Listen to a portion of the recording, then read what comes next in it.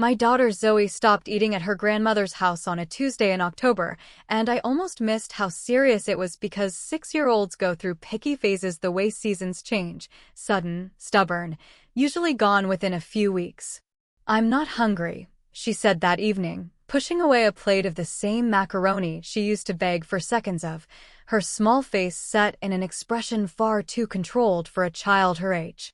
"You didn't eat lunch at Grandma Pauline's either," I said, crouching down to her eye level. "Baby, what's going on?"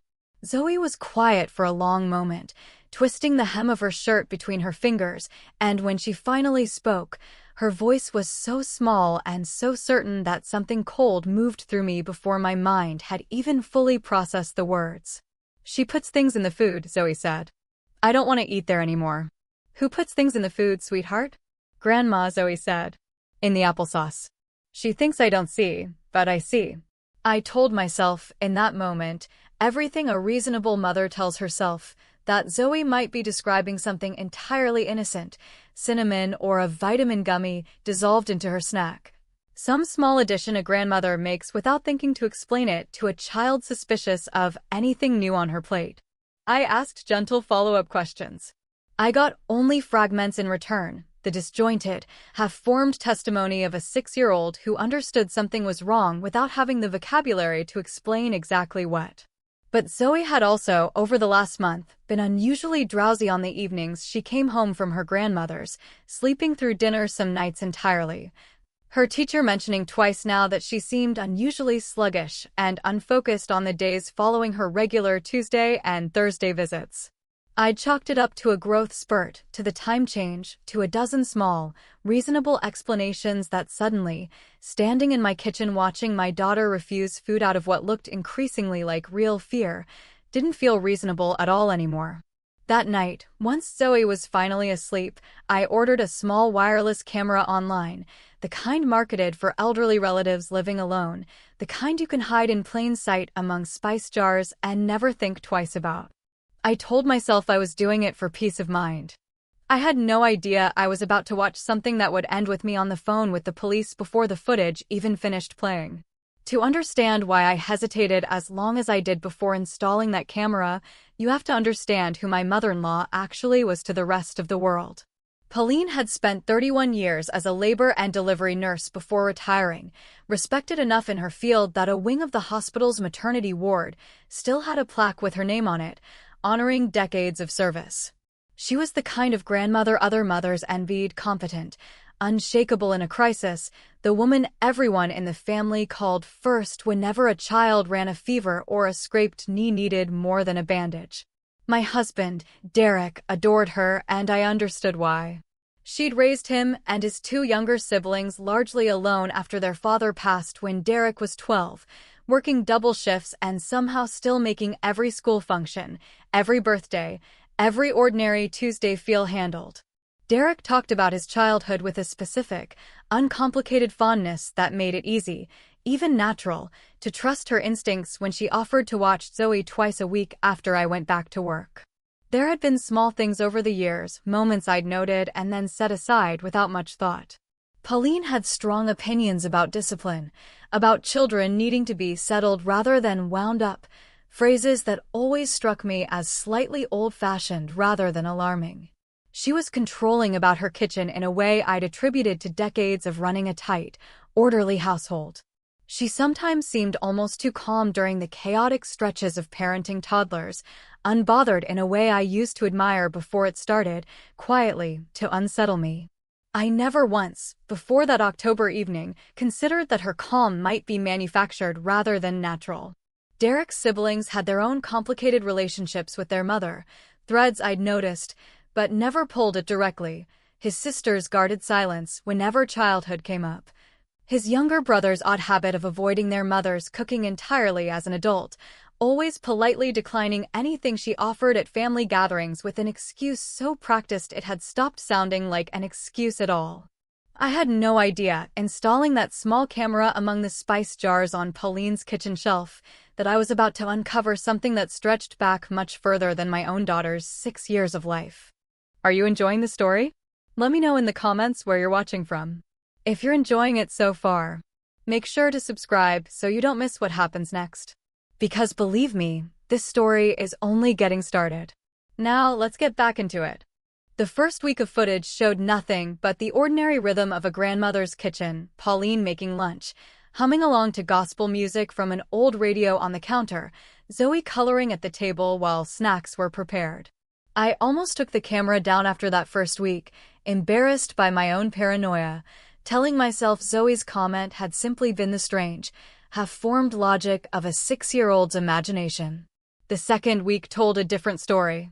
On the Tuesday recording, I watched Pauline glance toward the doorway twice before reaching into a cabinet I'd never paid attention to, retrieving a small orange bottle and setting it on the counter behind a cutting board, positioned carefully out of the direct sight line of the table where Zoe sat coloring.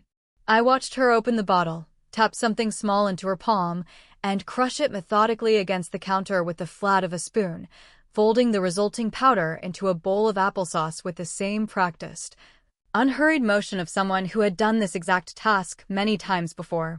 "Almost ready, baby," Pauline called toward the table, her voice warm, unbothered, entirely unchanged from the woman I'd known for 6 years. She carried the bowl to Zoe, set it down with a smile, and said something that made the hair on my arms stand up even watching it secondhand through a screen days later. "Eat this all up for me, sweetheart. It'll help you feel nice and calm today." Zoe took 2 small, reluctant bites before pushing the bowl away, exactly the pattern she'd been describing at home for weeks, and Pauline's expression shifted, briefly, into something sharper and more frustrated than I'd ever seen on her face before pulling itself back into practiced patience. "You need to eat more than that," Pauline said, an edge beneath the warmth now. "You know how you get otherwise." I sat at my own kitchen table, hands shaking, watching my daughter's grandmother crush something into her food with the ease of long practice, and understood, with a horror that felt like it was rearranging my entire understanding of the last 6 years, that Zoe had been telling me the truth the entire time. I need to go back further, because once I saw that footage, a dozen small, previously unremarkable memories rearranged themselves into a pattern I'd been too trusting to see.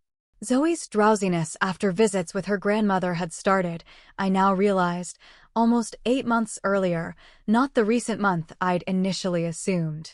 I'd noticed it in fragments, a nap that ran unusually long on grandmother visit evenings, a strange, glassy quality to her eyes some Tuesday nights that I'd attributed, generously, to simple exhaustion from an active day. Her teacher had mentioned it too, casually, the way teachers mention dozens of small observations over a school year. "Zoe seems really sleepy on Wednesdays and Fridays lately," she'd said at a fall conference, and I'd nodded, thinking about Tuesday and Thursday visits with Pauline, filing the comment away as nothing more than a coincidence of scheduling and a child's natural rhythm.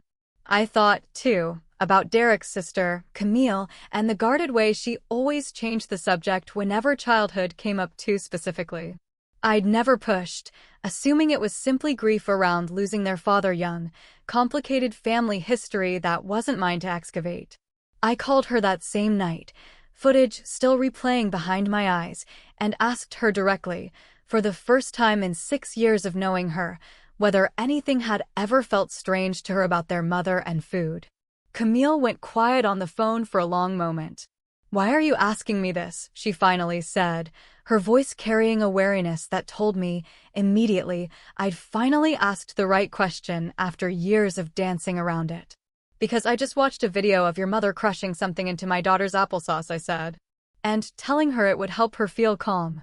The silence that followed stretched long enough that I heard Camille's breathing change on the other end of the line, unsteady, like she was finally allowing herself to remember something she'd spent decades convincing herself she'd misunderstood as a child. "I used to think I imagined it," Camille said finally, her voice breaking. "The tea she made us before bed some nights. How heavy sleep felt afterward. I was so young. I never had proof of anything. I just had this feeling, my whole childhood, that something wasn't right, and no one to tell who would have believed me over her. I called the police that same night, the footage still open on my laptop, and I want to be honest, I called before I'd even watched the full recording through to the end. because the portion I had seen was more than enough to make waiting for confirmation feel like an unconscionable risk. The officer who took my initial report was calm, methodical, asking careful questions about the footage, about Zoe's recent symptoms, about the timeline of her drowsiness and behavioral changes. She explained gently that this would need to move through proper channels, a welfare check, a formal report, likely a pediatric evaluation to check Zoe's system for any substances that might still show up in testing, given how recently the most recent dose in the footage had been administered. I took Zoe to her pediatrician the following morning, my hands still unsteady as I explained what I'd seen, watching the doctor's face shift from professional calm into something more alert as I described the footage in detail. "We'll run a full panel," Dr. Osei said. "Given what you're describing, I want to check for sedating antihistamines specifically, along with anything else that might explain the symptoms you've mentioned. This kind of thing is more common than people realize. Unfortunately, caregivers using over-the-counter sedatives to manage children they find difficult, without fully understanding or caring about the risk." The results came back 2 days later, confirming trace levels of a common sedating medication in Zoe's system, consistent with recent, repeated exposure rather than a single isolated incident. I sat in that small exam room holding my daughter's hand, watching her swing her feet against the exam table, oblivious to the magnitude of what the doctor was confirming, and felt something in me shift permanently from shock into a cold, focused resolve. Zoe had spent months trying to tell me, in the only language a frightened 6-year-old had available to her, that something in that kitchen wasn't safe. I had spent months explaining it away. That was never going to happen again. Derek's reaction, when I finally sat him down and showed him the footage, was somewhere between disbelief and a grief so raw I'd never seen its equal in 6 years of marriage. He watched the clip twice, his face draining of color, before he finally spoke. "That's the same tea," he said quietly, more to himself than to me. "That's the exact motion. I remember that motion from when I was a kid, stirring something into a mug before bed, and I always slept so hard afterward I could barely wake up for school some mornings. I never thought about it as anything except how she raised us. I thought that was just what mothers did." "Camille remembers it too," I said gently. "She told me last night." Derek put his head in his hands, and I watched decades of unquestioning trust collapse in real time. The specific grief of understanding that a childhood you'd always described as difficult but loving had actually been shaped by something far more calculated than either exhaustion or old-fashioned parenting instincts. We drove to Pauline's house together the next afternoon, police report already filed, Derek insisting on being the one to confront her directly before any further legal process moved forward. Pauline answered the door already defensive, clearly having anticipated the visit after a welfare check earlier that morning. "I don't know what you think you saw," she said, before either of us had said a word, "but I have been raising children in that kitchen for over 30 years. I know what settles a child down. I know what works." "You drugged my daughter," Derek said, his voice shaking with a fury I'd rarely heard from him. "You drugged us, Mom. Me, Camille, probably Marcus too. For years. And you're standing here talking about what works like it's some kind of parenting technique instead of exactly what it actually is." "I never hurt any of you," Pauline said, her composure cracking now, something desperate creeping into her voice. "I made sure you slept well, that you were calm, that I could manage a household alone without losing my mind some nights. I don't understand why that's suddenly a crime after 30 years of it working just fine."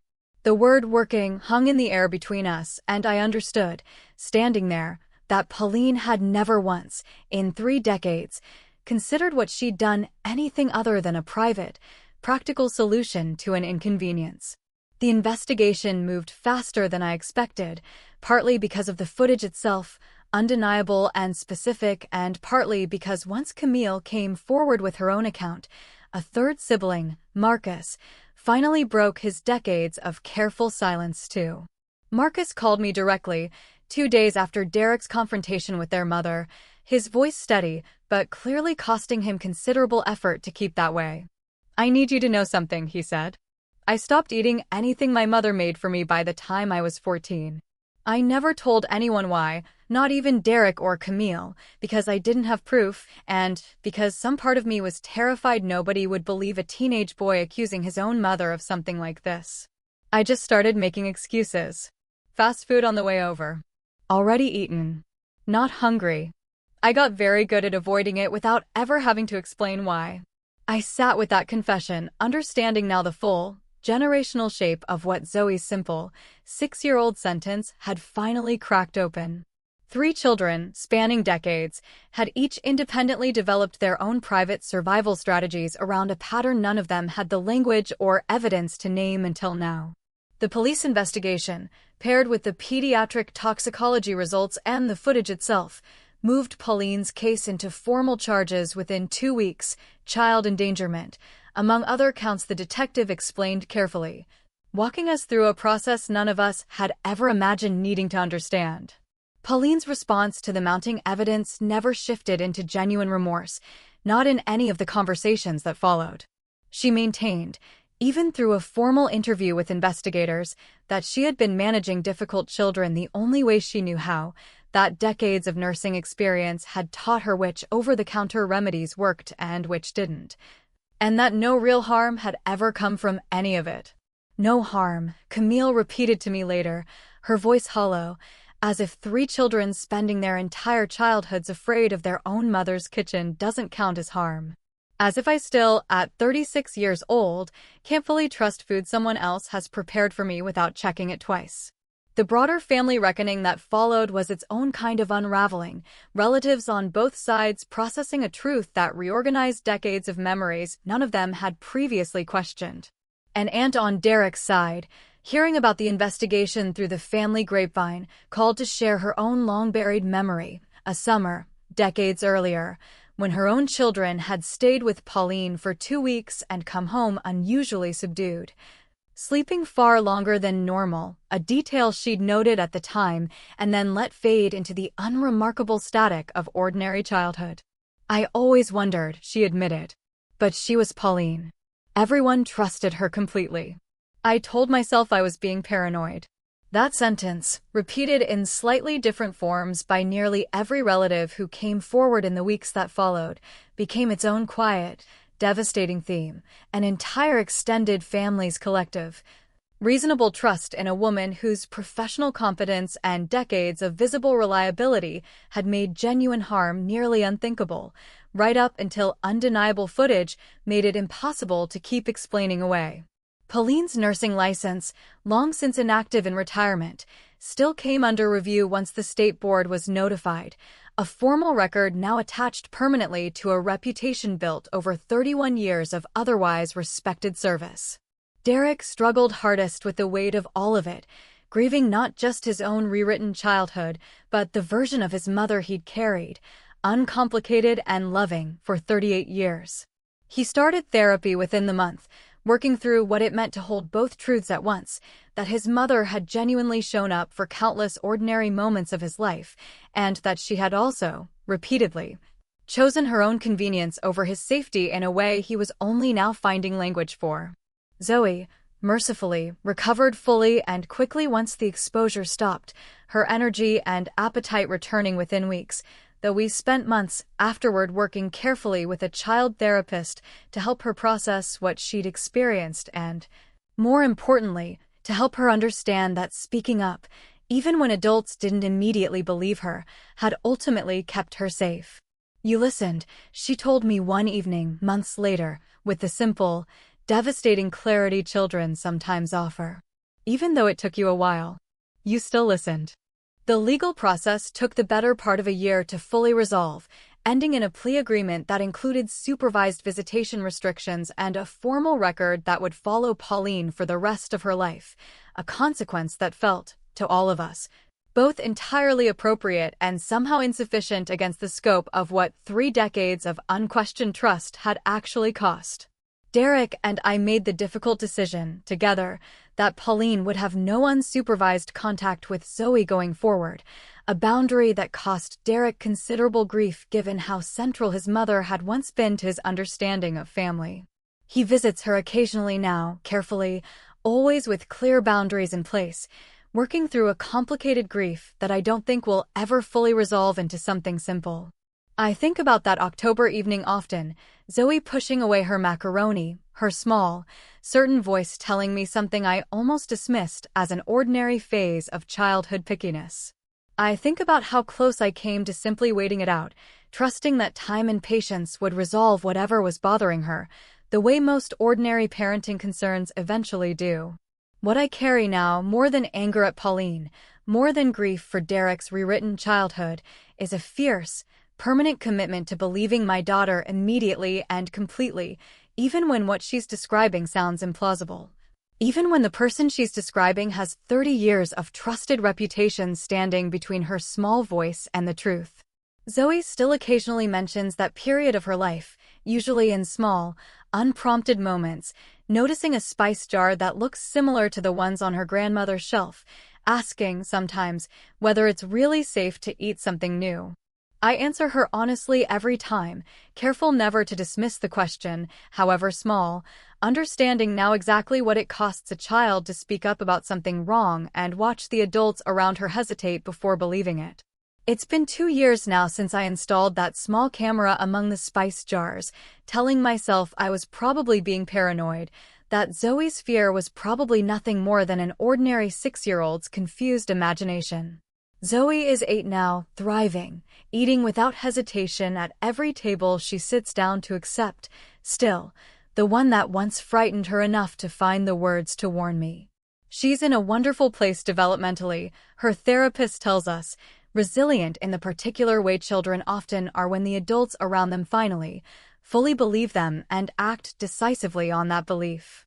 Camille and Marcus and I have grown close in the aftermath, an unexpected family formed out of shared, painful reckoning, bound together by the specific work of helping each other untangle decades of memories that finally, mercifully, make sense now. We talk often about the particular danger of respectability, how easily a person's public reputation, their decades of visible competence and community trust, can become a shield that protects genuine harm from ever being questioned, right up until undeniable proof forces the truth into the light. I don't know if Pauline has ever fully reckoned with what she did, in any way that resembles real accountability rather than defensive justification. I've made a kind of peace with not needing that reckoning from her directly, focusing instead on what I can actually control, Zoe's safety, her healing, and a family culture, moving forward, built on believing children immediately rather than needing overwhelming proof before their words are taken seriously. The lesson I carry now, the one I hope reaches anyone listening who's ever caught themselves explaining away a child's discomfort as simple pickiness or an overactive imagination, is this. Children rarely have the vocabulary to lie about something this specific, this consistent, this quietly terrified. When a child tells you, clearly and repeatedly, that something feels wrong, the risk of taking them seriously and being wrong is small. The risk of dismissing them and being wrong is a risk no parent should ever be willing to take. Zoe told me the truth in October. It just took me too long to fully listen. I will never make that mistake again. The end.